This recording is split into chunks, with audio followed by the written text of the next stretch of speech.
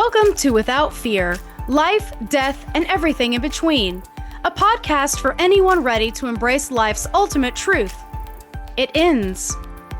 I'm Death Doula Alexis Hughes, here to break down barriers around mortality through heartfelt conversations, personal insights, and practical tools for facing the end with courage and intention. Whether you're curious about death, navigating grief, or seeking ways to live more fully, this is your safe space to explore life's most transformative topics. Together, we'll turn fear into understanding and silence into connection.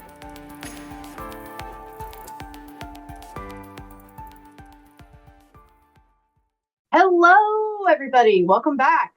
Thank you for making time for this, for choosing to sit with this conversation, even if it's uncomfortable, for being someone willing to look inward and to look closely at the things most of the world avoids. This podcast is for those who are brave enough to ask, what does it mean to die well? What does it mean to die and to live well, knowing that death is always walking beside us? This is Without Fear, Life, Death, and Everything in Between. I'm Alexis Hughes, death doula, sin eater, and your host. We've got a guest co-host with us today. This is Brindley, my little old man. We'll talk about him in a bit. But first, today's episode is called It's Never About the Dishes. It's about something that happens more often than you might think. This is actually one of my favorite stories to tell. And if you've ever heard me speak or you know me in person, you've probably heard it more than once. It just really encapsulates the point of all of this. And I'm sure you've seen this play out in your own life or with someone that you know. See, people reach out to me for all sorts of reasons.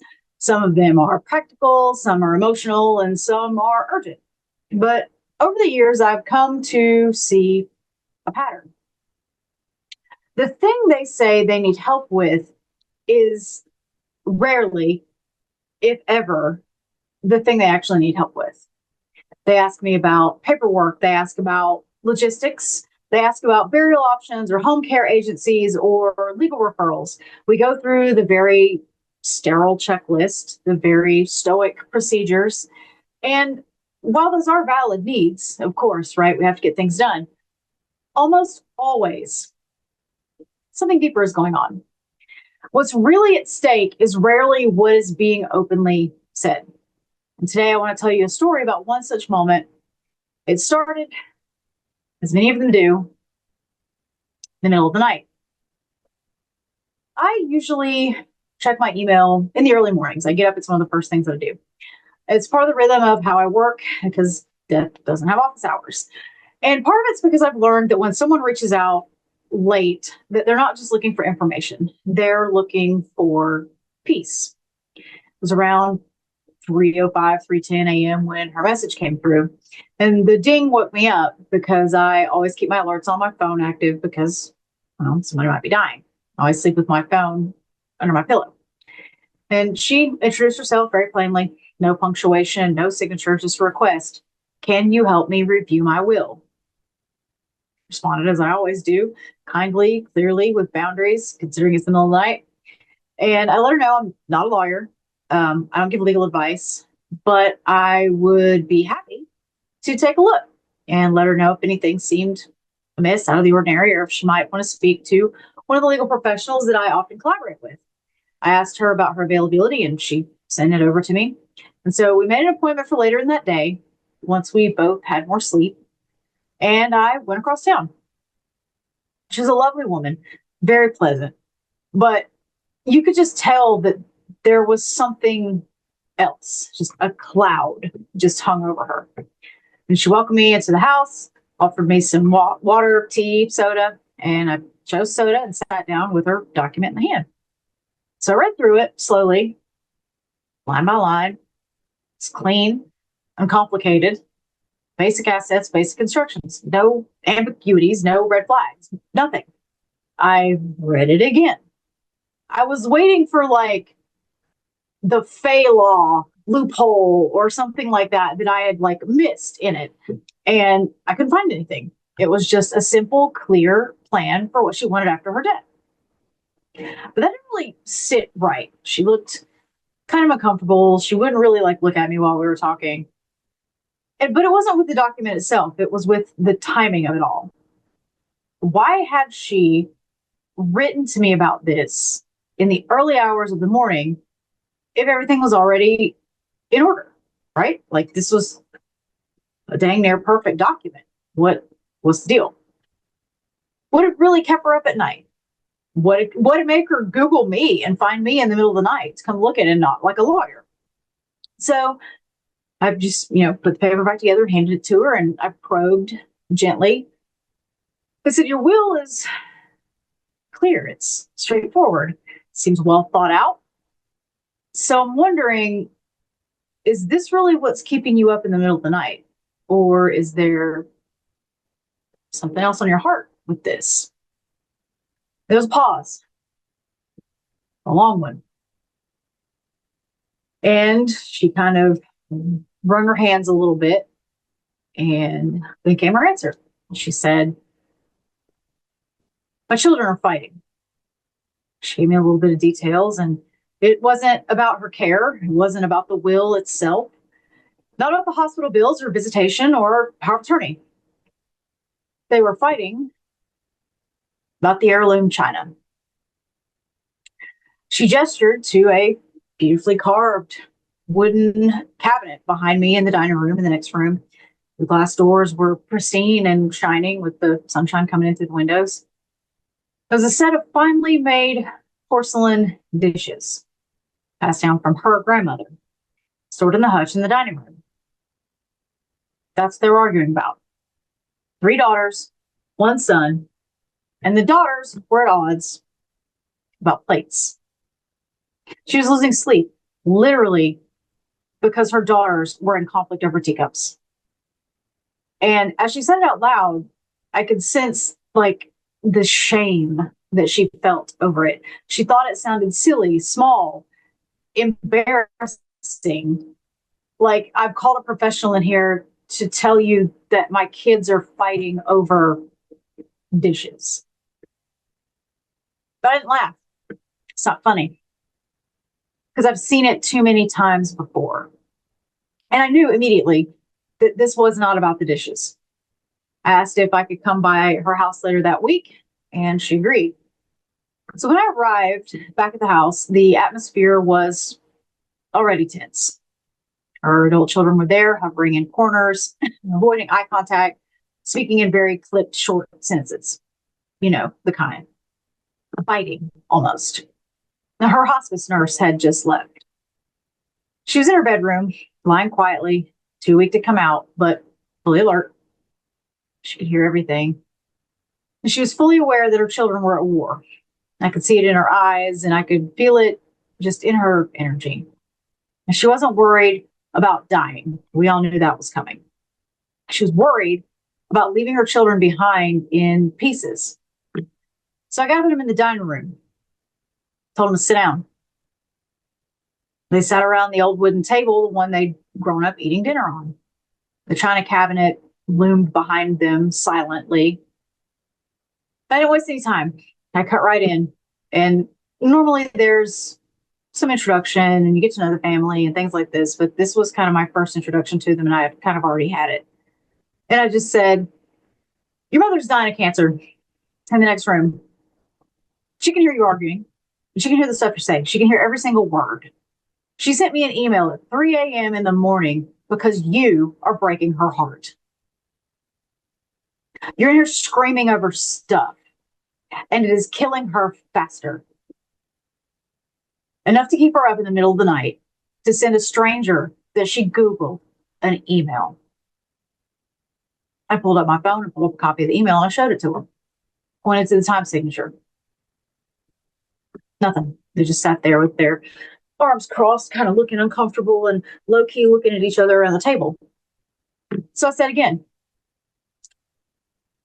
what is the problem? What is really the problem here? One of the quieter sisters, the middle child, cracked first. She said, it's always been like this. She said, ever since we were kids, she always got what she wanted. And I remember one time in middle school, I begged mom for new shoes for basketball tryouts, but I couldn't get them because she needed new ballet shoes. And she pointed at the older sister, kind of leaned across the table, said, she always got everything. And now she's trying to take the damn dishes too. Gloves off. You've seen girls take off earrings and stuff like that before they're about to get into fisticuffs. They blew up. The whole room erupted. Raised voices, years of resentment, fingers in the face, moments dredged up from childhood, the uneven Christmas gifts, who got a new car, who got more praise. This wasn't about the dishes. This was about grief and jealousy, about wounds that never got named and thusly never healed. So I sat there quietly, listened. I sent them all to separate places in the house to take a 10 count and calm down. And then I made a decision very quickly. Stepped outside on the front porch and I called a colleague, a licensed family counselor who I've had the pleasure of working with many times. She did me a solid and had an opening in her schedule, and I was able to get her to come over the next day. And so over the course of several days, they sat at that same table, and with the counselor guiding them, they unpacked the grief and bitterness and all that they've been carrying for decades. Cried, yelled, started to remember, started to laugh. We started to tell stories about when they were kids. And then they apologized. And in that entire process, something shifted. They stopped talking about the dishes altogether.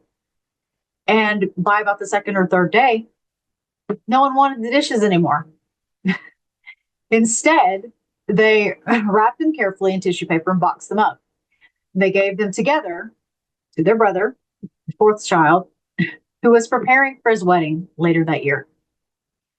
A family gift, a shared offering, a sign of unity and not division. The woman, their mother, was still alive when they gave him the box. She smiled as he held it, and she closed her eyes. And she rested.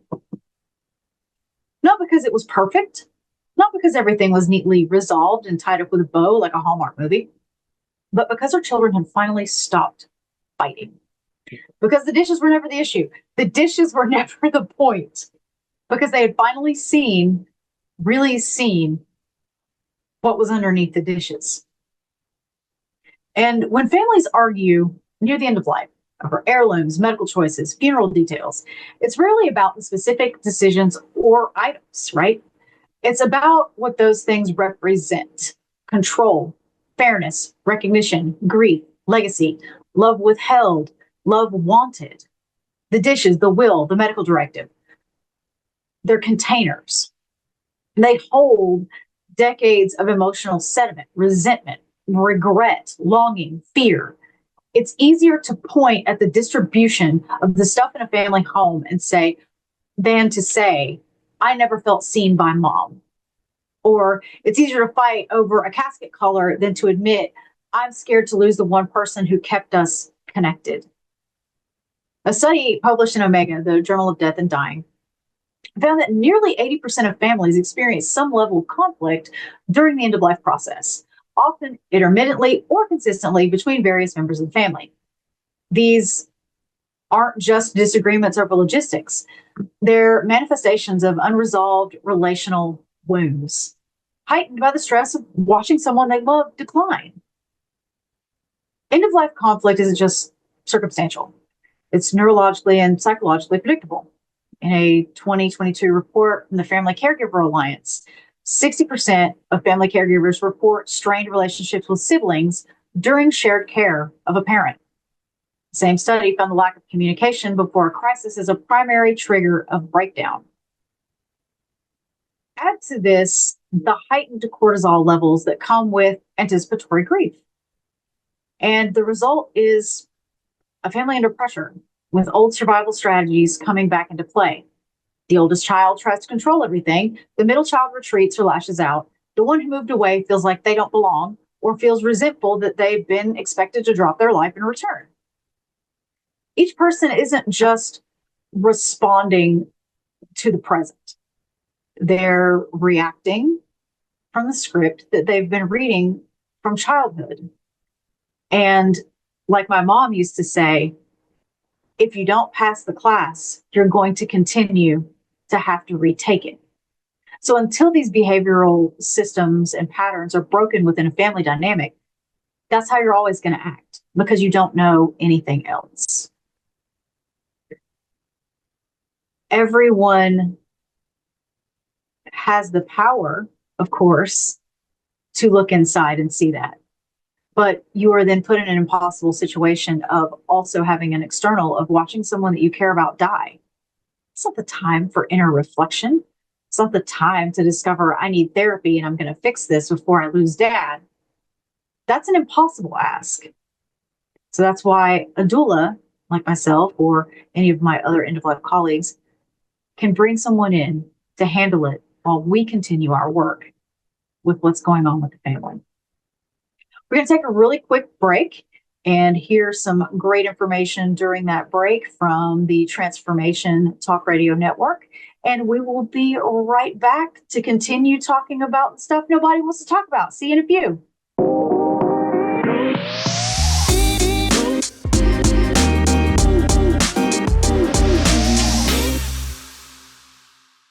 Welcome back. Are you uncomfortable? Do you know someone that you need to talk to about some stuff? Good. When this is done, pick up the phone.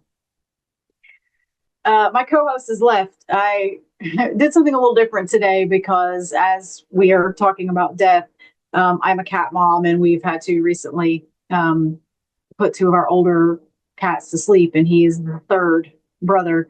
He's getting a little older, so I fully embraced today. He was in here moving around and wanted to perpetually be in the way. And I was like, oh, it'll be great to have Brimley on the show today. So, everybody can see him and I can share the magic of mischief that is he with everyone else. And of course, in true cat nature, I'm like, hey, buddy, you want to be on the show today? And he leaves. So maybe perhaps another day.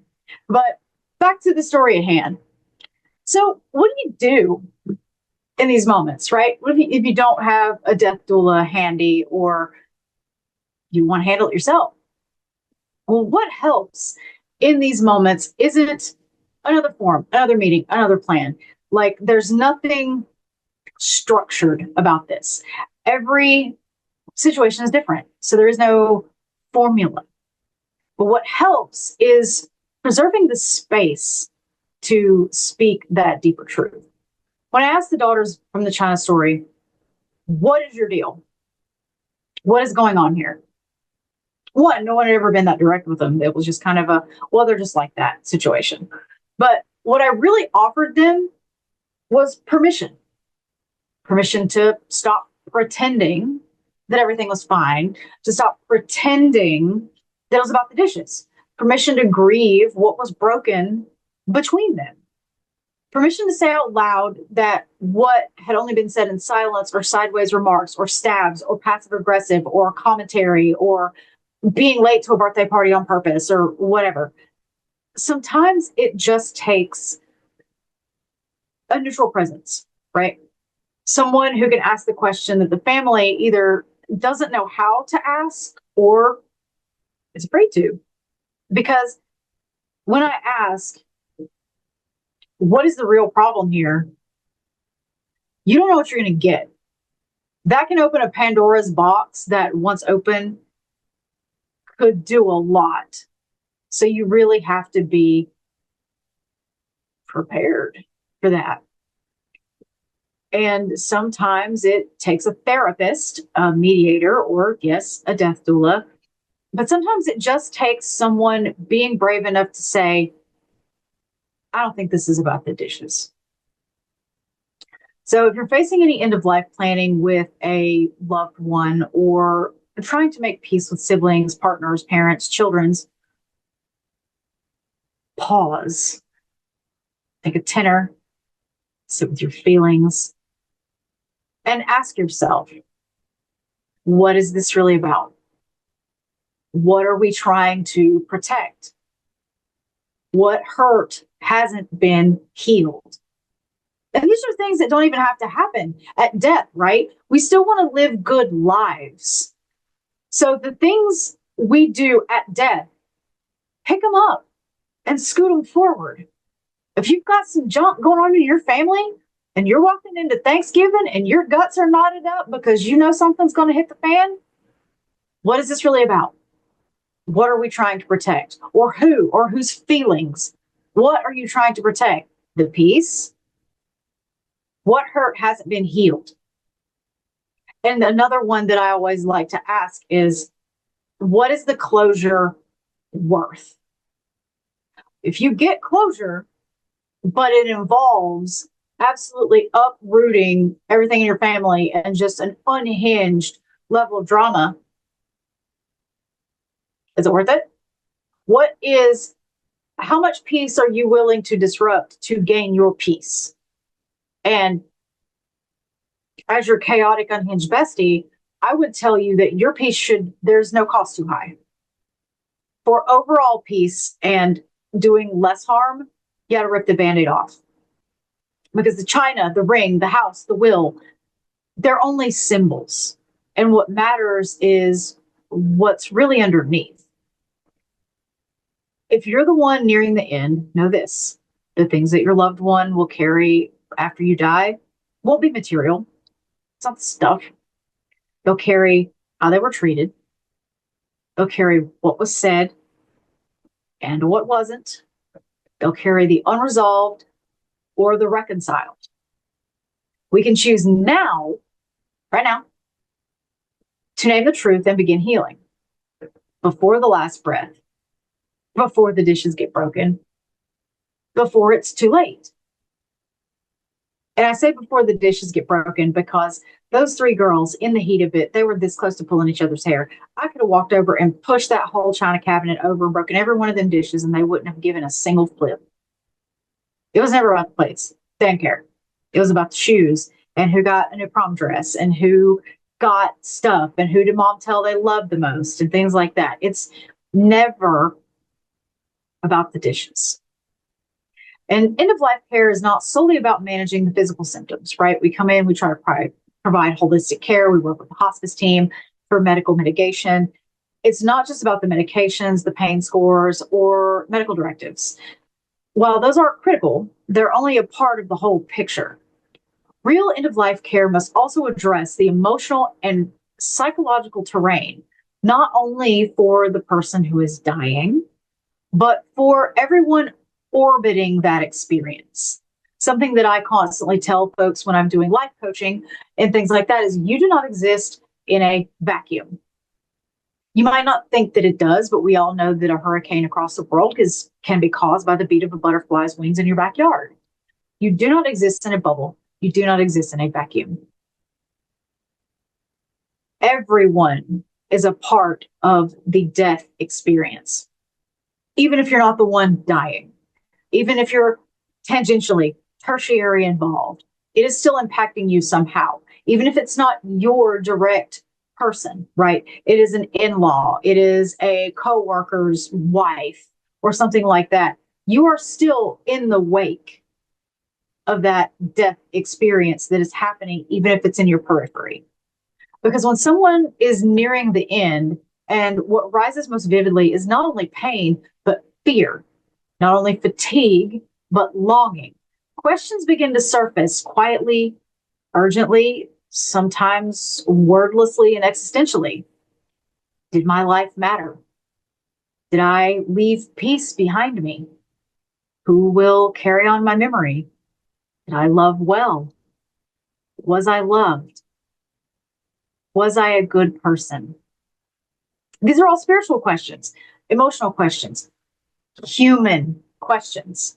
And if we're not prepared to meet them with presence, with care and patience, we miss one of the greatest invitations of the dying process, the chance to witness truth and offer peace.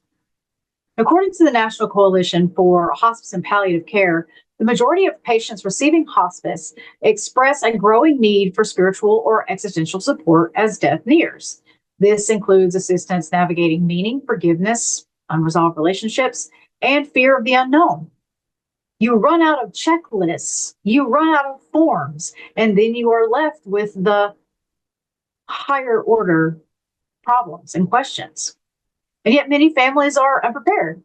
or overwhelmed, or there's too much going on to hold space for that work.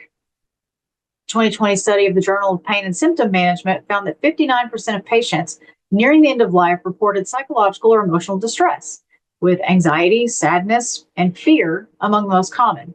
And nearly 50% of family caregivers in that same study said they felt emotionally unequipped to support their loved ones during these final conversations.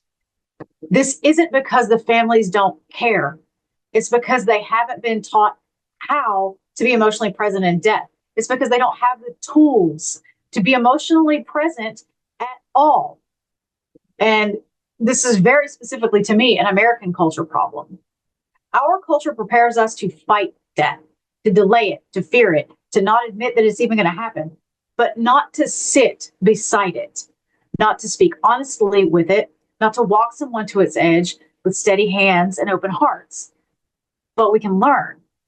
And when we do, the difference is really, really profound. So understanding that conflicts during end-of-life situations often stem from deeper emotional issues allows us to approach these moments with empathy and openness by fostering honest communication, seeking professional support when needed, and focusing on the emotional well-being of everyone involved. We can navigate these challenging times with grace and compassion. So see, we've come full circle all the way around. From a mother lying in bed, listening to her daughters argue and scream in the next room, to decades-old wounds breaking open over a set of plates, to the hard healing work that follows when the real conversations begin. And if there's one thing I've learned over the years, it's this. Conflicts at the end of life are rarely about what we think they are. They aren't about the will. They aren't about the medical decisions. They are not about the China. They're about what's unspoken, what's unresolved. They're about childhood hurts, buried grief, unacknowledged jealousy, favoritism, the praise we didn't get, the apology we never heard, the accountability that was never taken. And when we finally name that, right there, when we stop pretending the problem is logistics, something changes. Understanding this truth allows us to meet these moments not only with defensiveness, but with clarity, not with avoidance, but with courage. And I'm just going to tell you some unsolicited advice. Go to therapy. I don't care if you think I don't need therapy. Everyone needs therapy. Go to therapy. Even if therapy is just talking really emotionally vulnerably with someone that you can trust, flex those emotional muscles and practice it. Your emotional vulnerability, your emotional intelligence is a muscle, just like in the gym. So thank you for joining me on this journey. If this conversation resonated with you, I invite you to explore more resources and support at withoutfeardoula.com. Together, let's continue to face life's most profound moments with courage, understanding, and without fear. Until next time, take care.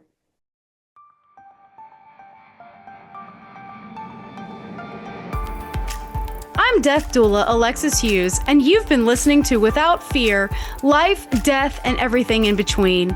Join me every third Monday, 3:30 p.m. Pacific, 6:30 p.m. Eastern Standard on Transformation Talk Radio for honest conversations about life's final chapter. Together, we'll break down barriers around mortality and empower you with practical tools to start meaningful conversations with your loved ones about end-of-life wishes. To learn more about end-of-life support and my work as a death doula, visit withoutfeardoula.com. Thanks for listening.